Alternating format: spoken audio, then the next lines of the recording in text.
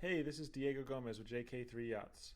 Today's video is going to be showing the first few steps in the commissioning process of this brand new Hanse 385, which we're putting together here at Svensson's Boatyard in Alameda.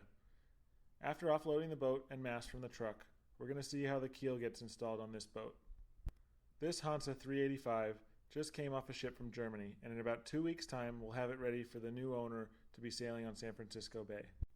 One great thing about the way Hanse Yachts builds their boats is that their keels are mounted during construction in Germany, so everything has already been laser aligned and measured. Today we'll be doing the final installation of the keel. Once the surfaces have been cleaned and prepared, you combine the mixture of hardener and resin. This is a super strong waterproof construction adhesive called Spabond 130. Once the mixture has been thoroughly combined into a seafoam green color, we're going to cover both the top of the keel and the bottom of the hull with a thick coating. Here you can see the adhesive has been evenly spread and coats the lower portion of the threads to ensure everything remains watertight. You'll also notice the high-quality stainless steel keel bolts, which are deeply embedded into the top of the keel and will be supported by large backing plates and hardware on the inside of the boat.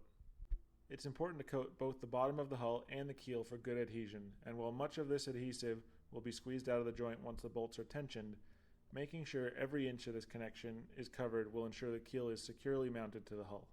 Now it's time to get everything lined up.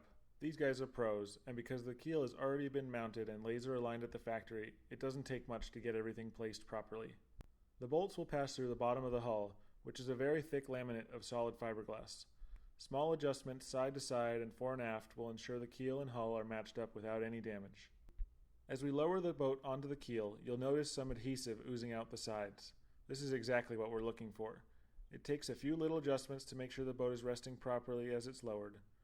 Once we have proper contact, the guys will wipe the joint and make sure the bead looks even and there are no air bubbles. The lift operator will make sure there is consistent pressure front to back, and his assistant makes sure side to side alignment looks right.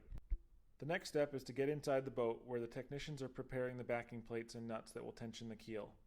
Here you can see the size of the backing plates used, as well as the internal grid system designed by Hanse to support the keel and tie it into the entire laminate system of the hull. In addition to the Spabond adhesive, on the inside of the boat we use 4200 compound to guarantee a watertight seal around the bolts and adhesion for the backing plates. After laying the first bead of 4200, we will backfill around the entire depth of the backing plates, sealing the lower threads and ensuring the strongest possible watertight seal. This keel has a total of 10 bolts, and each nut is coated with Loctite to ensure it never loosens. From there, each nut is tensioned in an offset pattern with increasing torque until we've reached the recommended torque spec provided by the engineers at Hanse Yachts.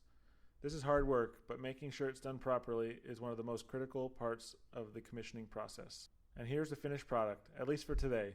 24 hours of curing and some sanding, and this boat will have a nice smooth keel joint and be ready for its epoxy barrier coat and anti-fouling paint.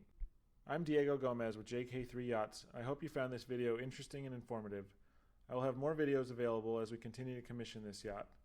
If you have any questions on the Hanse products, feel free to contact me at any time.